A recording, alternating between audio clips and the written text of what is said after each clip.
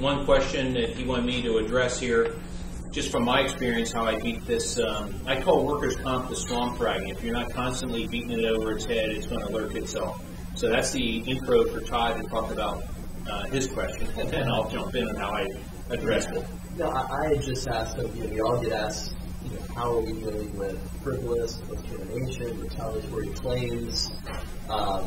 That's something that's played in California specifically, so I'd address how might you address that question? Yeah, so here's another story. The very first day in the job at Mitsubishi, I'm sitting there, and this woman comes up to me, and she says, I hear you're the new safety guy. I'm going out on a comp claim. I'll see you later. And, I mean, literally. So culture was broken. Okay, and I don't even want to get into the weeds on this, but they were such a good company that because the bad workers' comp system did not pay for the first 3 days of a time loss, who did? The HR department decided, well, we should pay for that to compensate the employee for the lost 3 days of pay.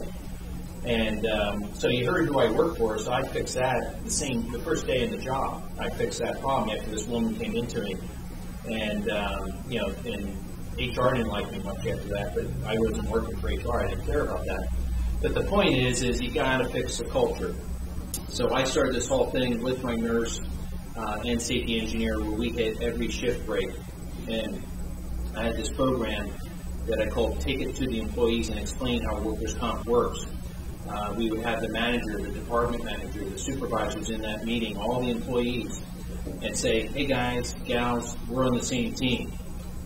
What I want you to know is, number one, when you file a claim, if it's a real claim, we'll support you all the way. If it's a BS claim, we're going to fight you all the way. And we're on the same team. And this is what happens when you file a frivolous claim.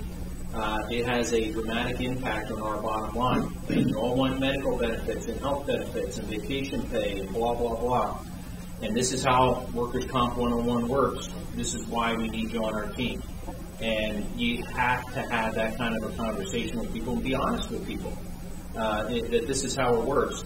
And then you go to step 2. You've got to fix the problem. So I also took it to the employees and said, I don't want any unsafe acts and I don't want any unsafe conditions. So you tell me. And as I talk, I think all these examples. When I gave you the example of whacking department, that came up out of these conversations. Fix the problem then. And I go, okay, I'll fix the problem. It was, $15,000 to get these little jib cranes in and move those gears in.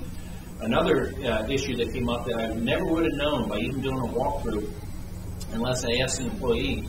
They had a trough underneath the lapping machine that weighed a couple hundred pounds a day to pick up manually and carry 50 feet out to this big pit and dump it in every shift change.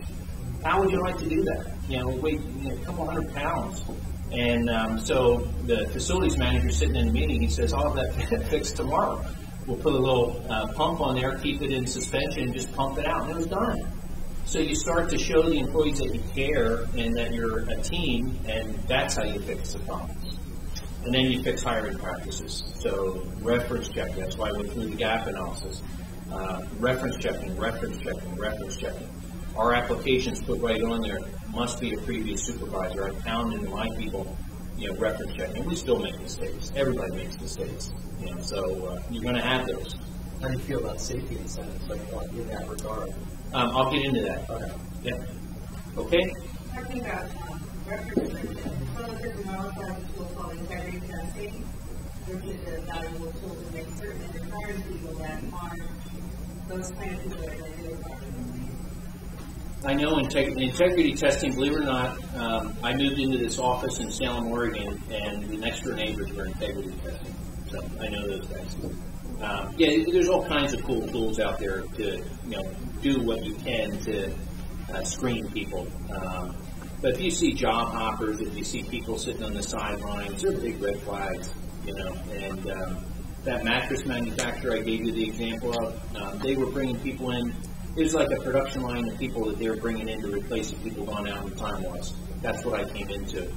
And how did I fix that problem? I got a temp agency in. I got the temp agency. You do background checks. Here's your JHA. You pre-train them. Here's what these people are going to do. Move mattresses. Then I started to fix the problems, engineer out the problems, like lifting a 600-pound mattress. You can't do it. How many people do you really need on a 600-pound mattress? So you're not asking people to do stuff that they can't do. Then they file a claim to, I need money. So how do I get out of this and still get money?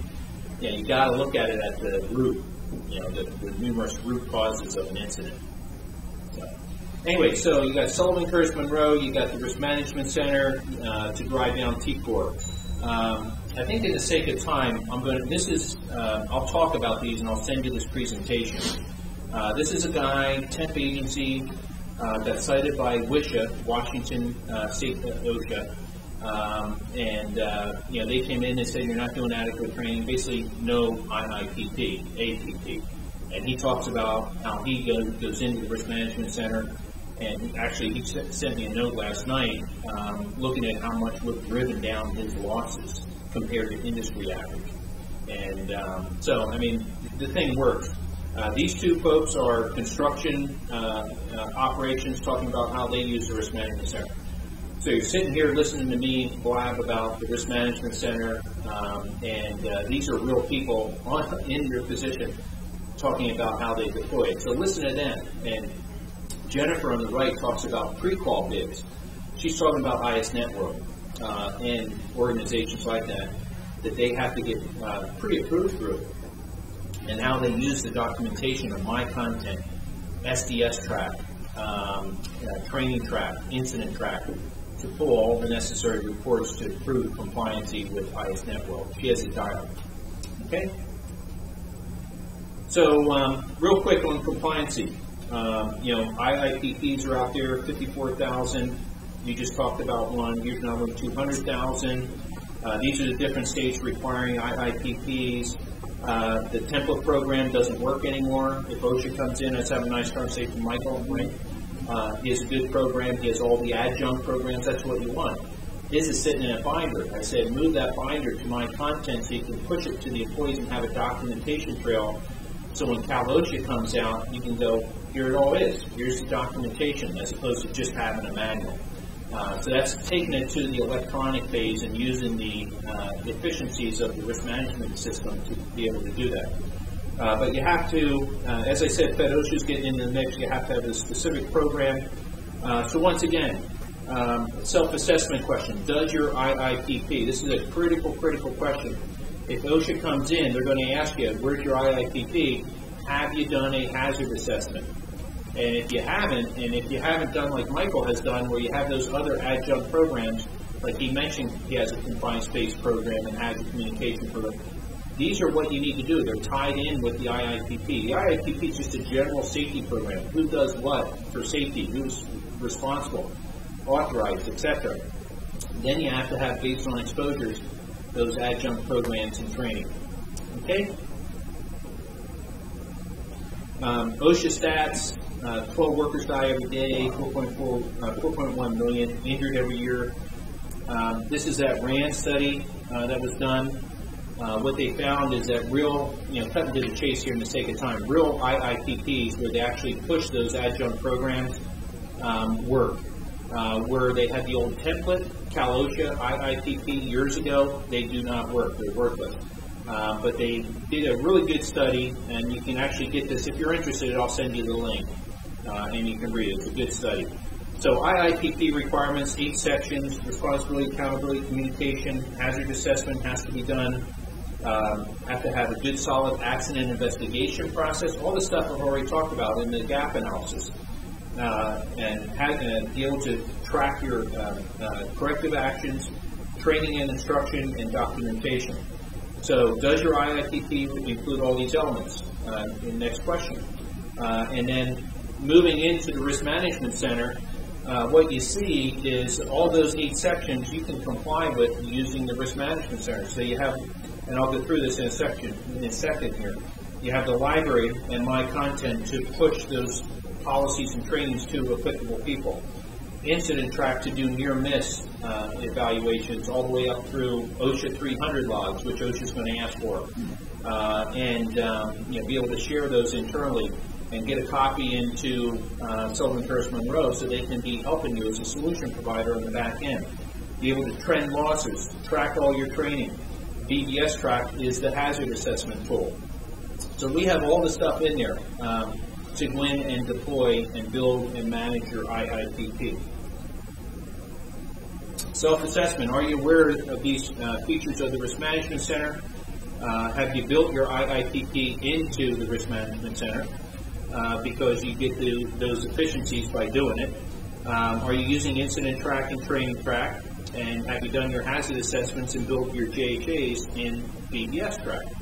So now let's get into the Risk Management Center. You have a library in here, about 2,500 plus or minus items in English and Spanish.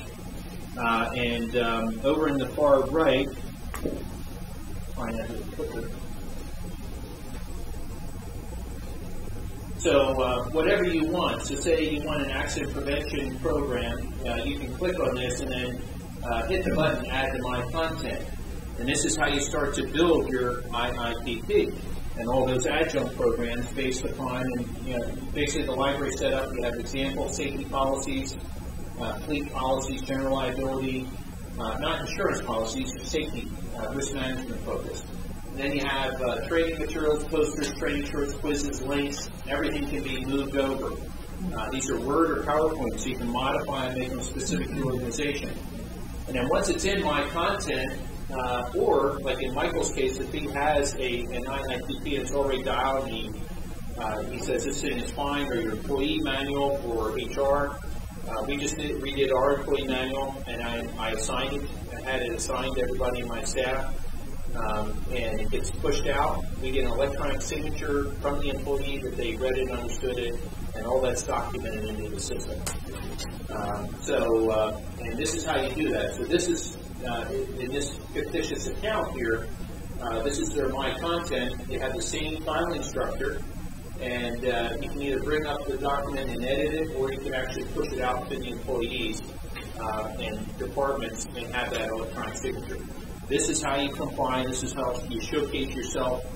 When SullivanCurtisMonroe, 10, 11 months into your policy, and they're trying to get you on top of the underwriting stack and get you lower rates, this is how you do it. Showcase the good work that you're doing. Okay?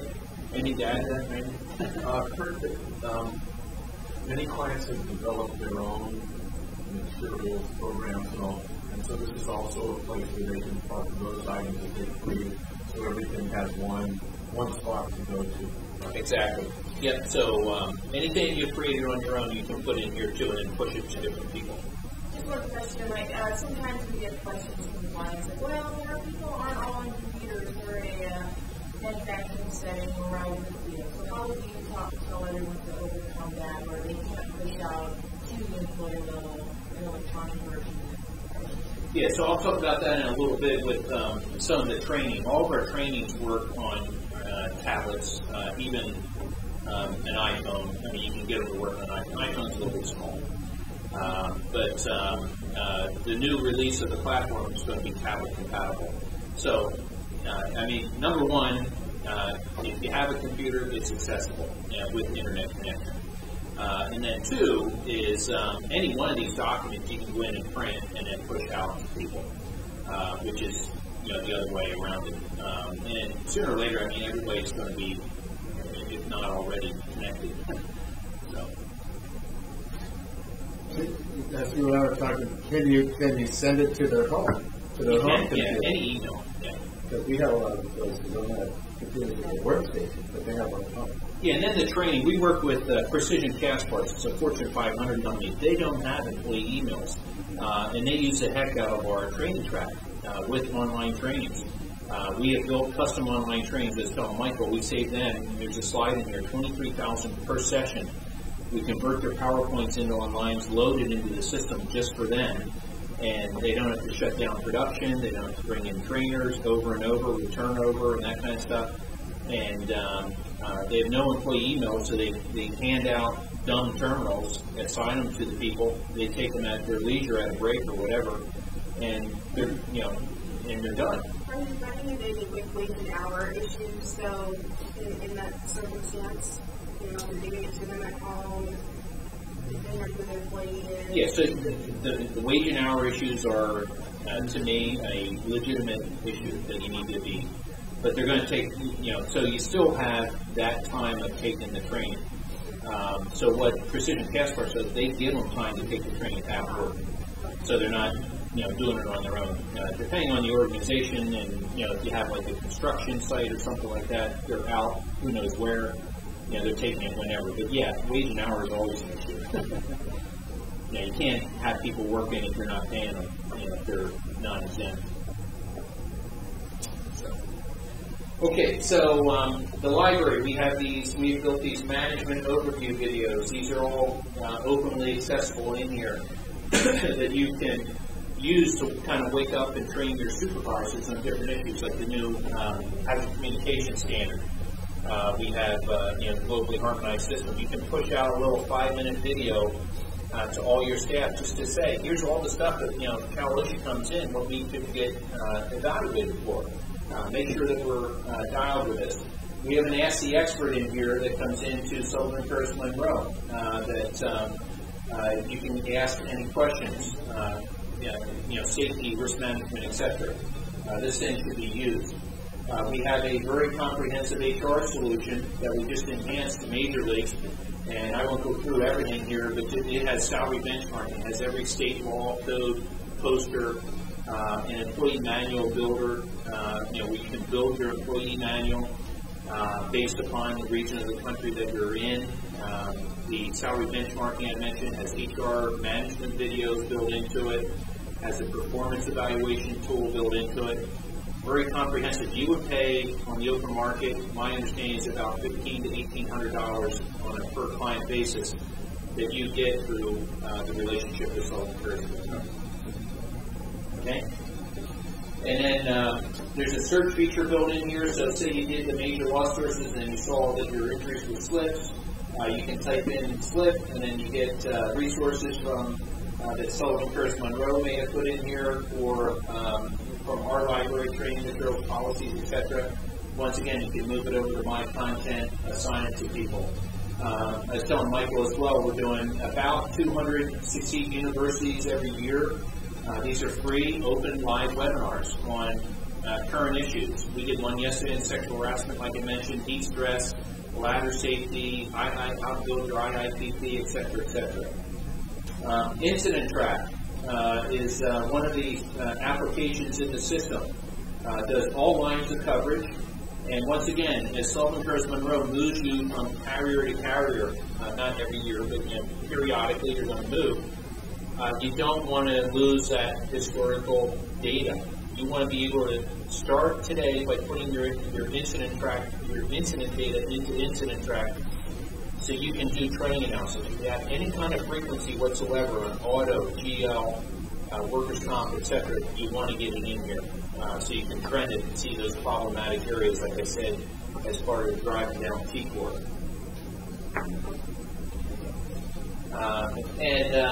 These are the benefits of using Incident Track, driving down claims lag time, what I call triggering events.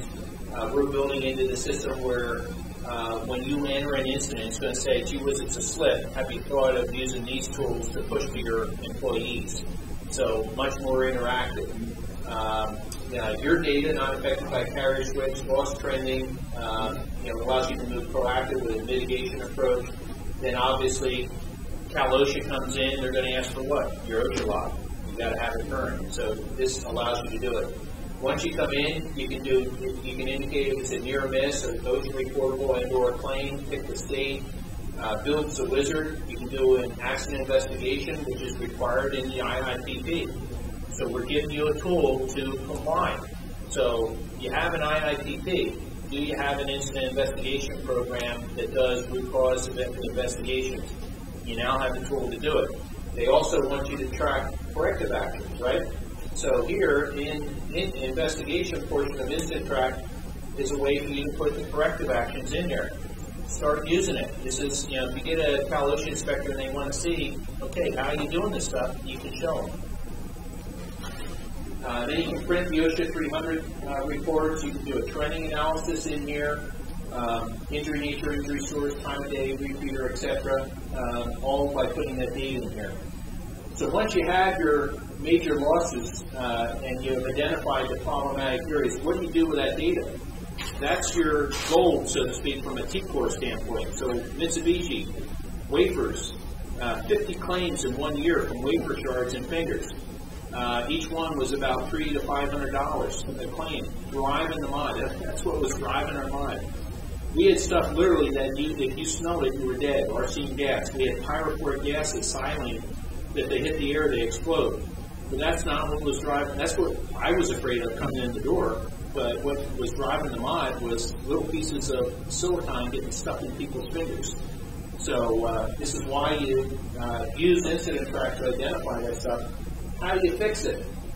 You assign trainings through Training Track, and you build the job hazard analyses in BBS Track.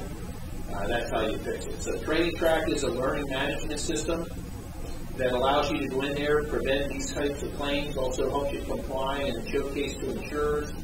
We have online built in there, something I'm going to be talking to Randy about. We have a whole online library. We have new streaming safety videos that we're going to be loading in about 2 months into the system that we want to make accessible as well. And there's a lot of cool stuff coming. But you can assign all this, and once it's assigned in the system, your employees or managers, whoever, are getting an email notification that this training is due. And this is how you get proactive, so you're not having to manage all this stuff with Excel spreadsheets, etc.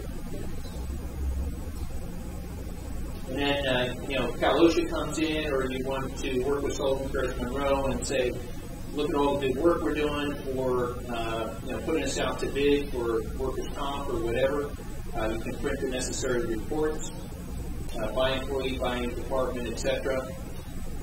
This is the email notification that goes to employees. There's an employee portal in here. One of our direct accounts yesterday, they're using our system for online trainings. They had not yet put their safety data sheets in. The neat thing that he recognized yesterday is in the employee portal, they can also see their safety data sheets in view only. So you can build your safety data sheets in here. How many people have had a need for a modified transitional duty position in the last year? Okay, great job for somebody is to load the safety data sheets into the Risk Management Center for you. So you don't have to pay to get them in there. You have access to it through SullivanCurtisMonroe. All you got to do is get them in there. So a good way to do it is, use that's what Precision Cast Parts did. And they were paying somebody about $13,000 a year for an MSDS solution that they were able to pull that money back and prevent, the need for paying that money. So employee portal, this just shows you some of the online trainings. This is the new GHS training. The question Todd had on ergonomics, we have an ergonomic self-evaluation online training program that teaches people how to set up their workstation in neutral body positions, all built into the system, as an example. It documents, gives a certificate of completion. This is what Cal OSHA wants to see, and your carriers want to see, and ISNet World wants to see. And this is what also increases the awareness as to the critical safety behaviors to drive down losses that ultimately drives down TCOR and your coverage premiums, etc. This is the example. I won't reiterate it. It says 20. We've actually done 32 now. You do the math on it. They have 200 sites around the world. It's 138 million that we have realized in savings from. But we do it once. They can turn it on with all their employees. We don't charge procession fees or any of that, and so they get to reap all those rewards every year. So that's how much money they're able to pull off the table. This is the example I gave you of the Native American organization. This is all the training that they're doing. This is just their safety health training, how much time it takes to do it, and how much they pay people. $3.1 million. Anyway, use Training Track. That's the message. BBS Track is where you build your job hazard analysis, your safety instructions specific to the position that people are going to do. This is where I told you in the gap analysis, you look at hiring practices and use it in hiring. Use it in the orientation process to get the people properly focused on what are those critical safety behaviors. Once again, Cal OSHA requires it as part of the IIPP that you're doing a hazard assessment. This is the way to do them. So once again, through SullivanCurtisMonroe, you're getting these tools to be able to deploy and to apply and drive down people. These are real examples of accounts that we did the turnarounds on, and we used the BBS track as an integral part of that. Just different examples there. This is an example of one for a forklift operation. So you might say, job hazard analysis sounds kind of complex. It's, I'm not sure I can do it.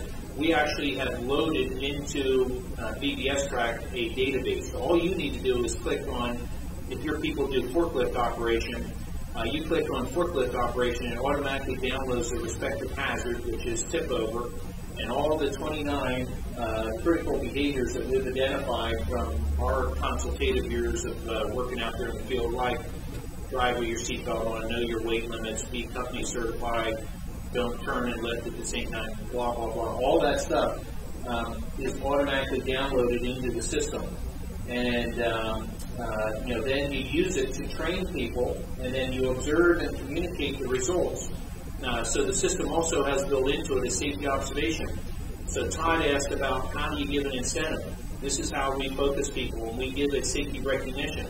So that mattress manufacturer, when they came in to clock in the morning, there's a time clock and there's a whiteboard and it had every employee's name and yesterday's safety observation score that the team did. So self-policed. And then you had a safety incentive. You went a whole month with 100%, you got some cool stuff. And it doesn't have to be much. It's the positive recognition that you give to the people. But you have an observation tool in here. And, this is what you saw the numbers of real account experiences. I've done hundreds and thousands of those over the years of turnarounds working with different companies. It works. It is never an inverse, where you get more losses. You always get less. The question is how much less are you going to get. So what we're trying to do and enable you to do is focus on what we call the base of the safety pyramid. And the way this works, using a forklift, every one major claim, like a fatality, the forklift backs up and hits somebody and kills them, which is obviously never something we want to have. Every one of those, you have 10 serious claims, maybe a broken leg. Every 10 of those, 100 claims, forklift backed up, hit somebody, contusion. All these, the top three are claims. All these affect your mod. All these are OSHA recordable. And then for every 100, you have 1,000 near misses. Randy was on the truck. I was walking through. He backed up. I jumped out of the way. We yelled at each other. That's most organizations, near misses are not captured. In the Risk Management Center, we allow you to do near miss evaluations. You want to do them, and you want to get actually down to the base of the safety pyramid, unsafe acts and conditions, which is BBS track, to focus people on those critical safety behaviors. And the theory is, and it works, and you saw the numbers, if you get this down to next to nothing, the likelihood of all these events, the claims, the OSHA recordables, and the fatalities that you never want to have go away. So that's the ultimate purpose here. This just shows you, a simple position here. This is just the working mechanics of BBS track. We have all this stuff preloaded in here, fully customizable. You can hit a button to output it into a PowerPoint. So we've really made this easy for you to go in there, create a JHA, output it into a PowerPoint, put it into my content, assign it to people, or work with Randy and team to work with us to get it converted into an online training, loaded into the system as an online training. So we're there for you. We're your back office through SullivanCurtisMonroe.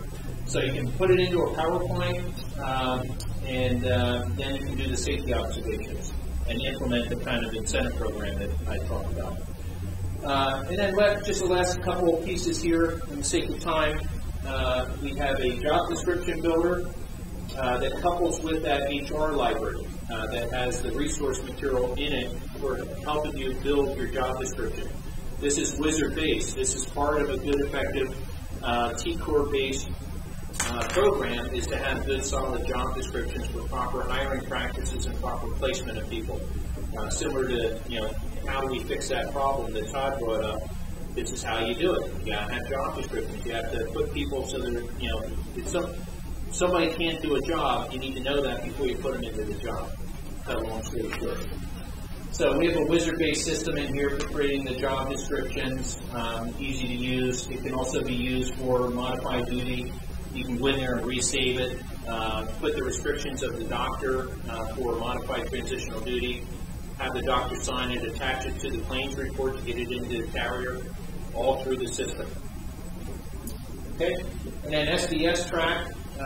Obviously, 70% of OSHA violations tie into safety data sheets and hazard communication. So you have a tool here, like I said, a great modified transitional duty. Get the data sheets loaded, we can load them, or you can hire somebody to load them in there. Once they're loaded, you have this kind of an inventory system built into it. You can print all your secondary container labels directly off of the system. You see the HMIS and the NFPA labels. Those can be printed in addition to the new pictogram labels. You basically have a little tool in there to build the labels out and print them all. Okay? This in itself saves you a lot of money. And when Cal OSHA comes in and says, have you done your GHS training that was due when? December of 2013. So today, I would go in there and assign it to your staff and get that done if you haven't done it. But you can be compliant. Have all your safety data sheets in. Those then appear in the employee portal as well. Lastly, you have COI track. COI stands for, not a fish, but Certificate of Insurance. Okay?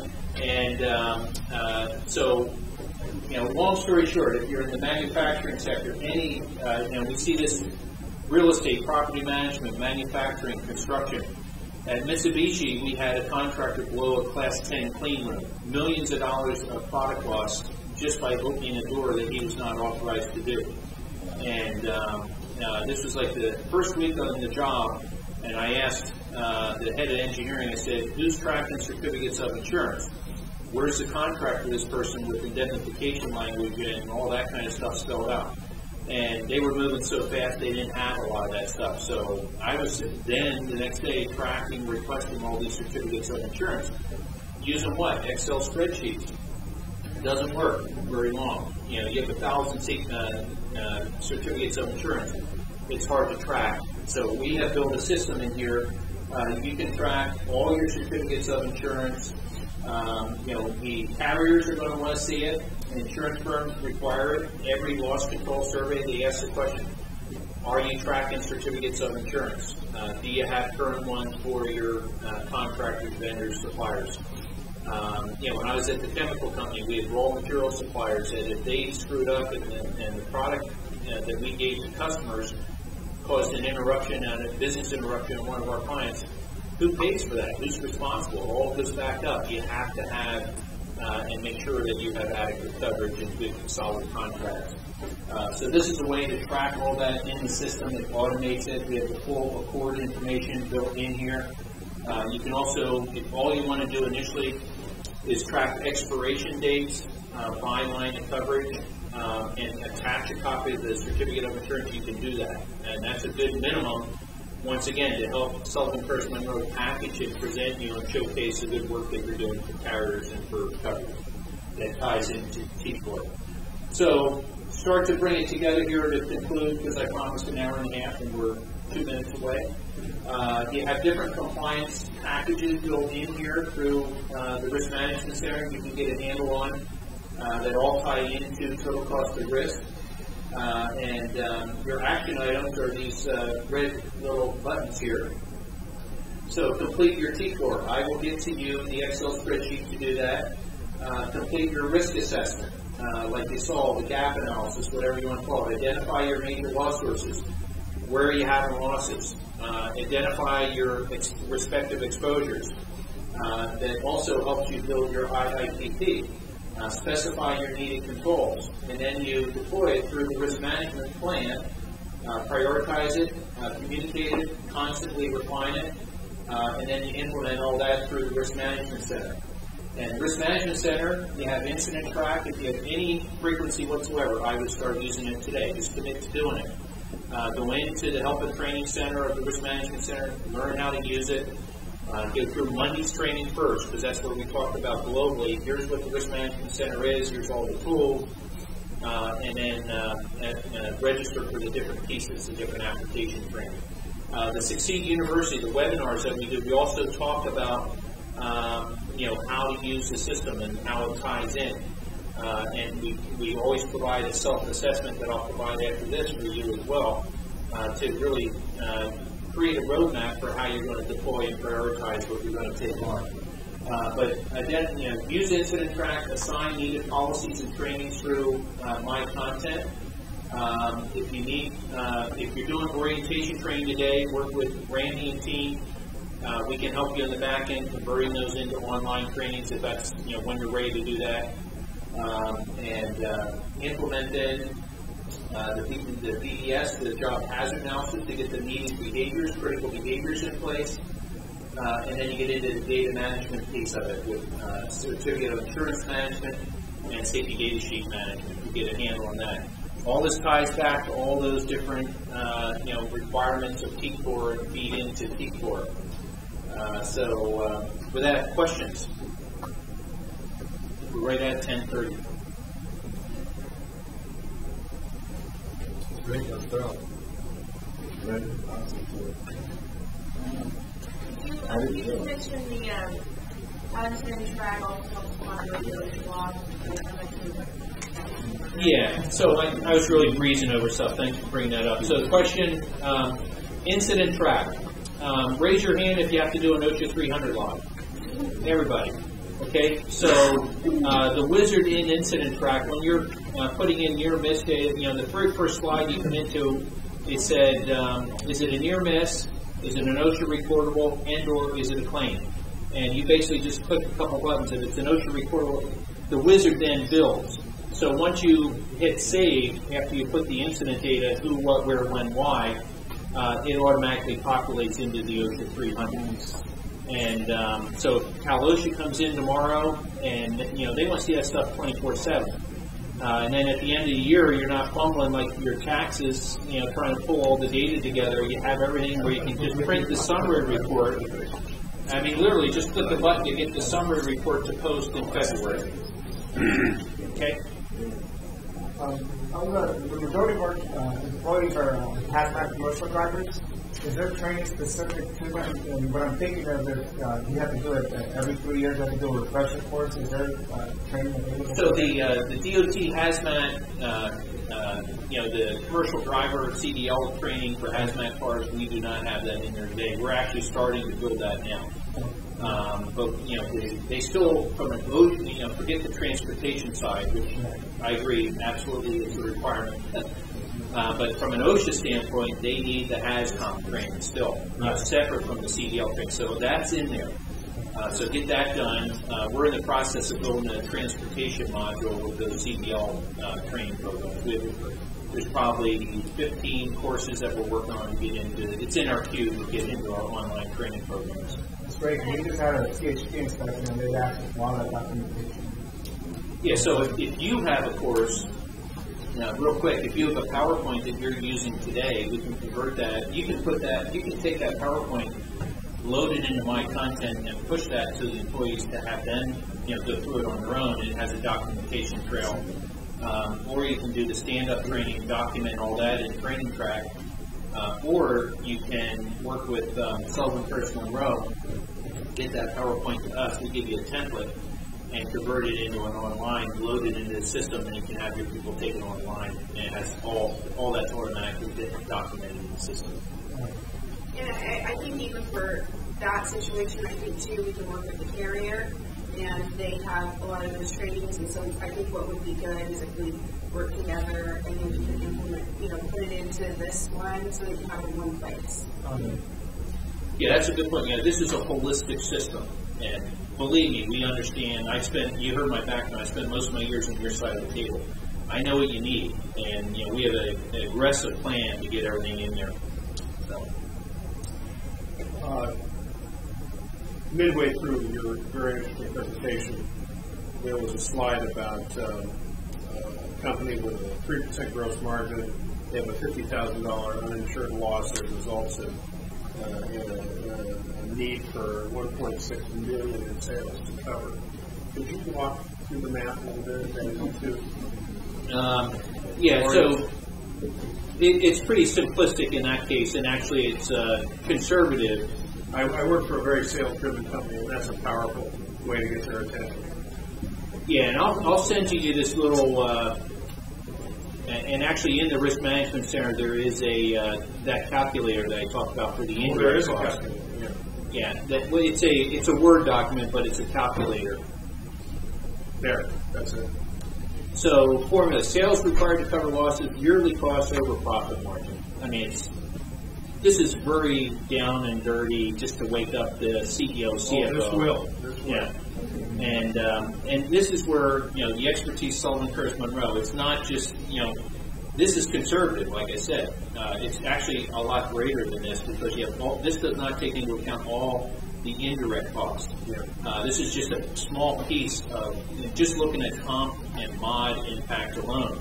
You take the next one here, where we're looking at a 1.18, 220,000. This doesn't, in this case, they also had a higher load plug in, and the net losses to the account were actually far greater. Yeah, we have mod issues too. So okay. So if I get the email, I'll be able to drill into this.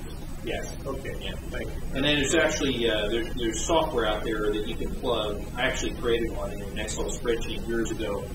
You can plug your mod calculation, your mod formula into, and then you can take out some of the losses that you can beat, like those wafer shards and the lapping gears and stuff like that. Right. Okay, let's get rid of those and see what the mod impact is to show the return on investment to the people that sign the checks.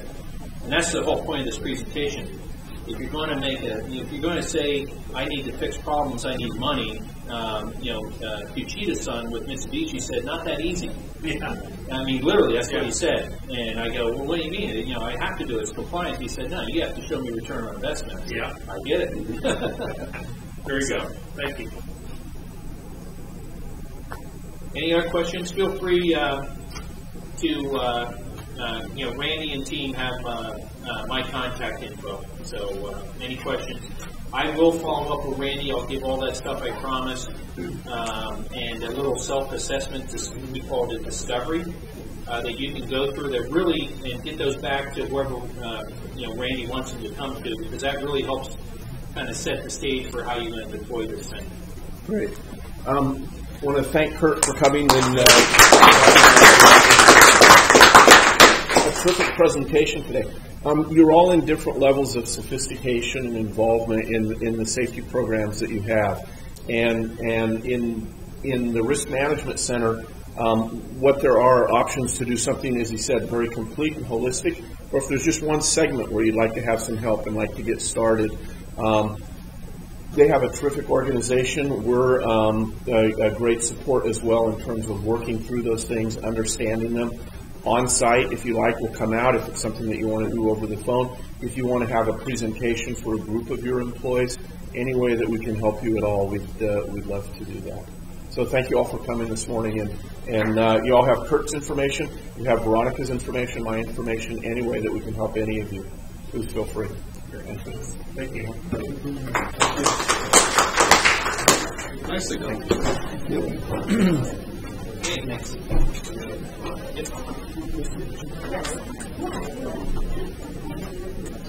Kurt, that was impressive. Take care. Thank you.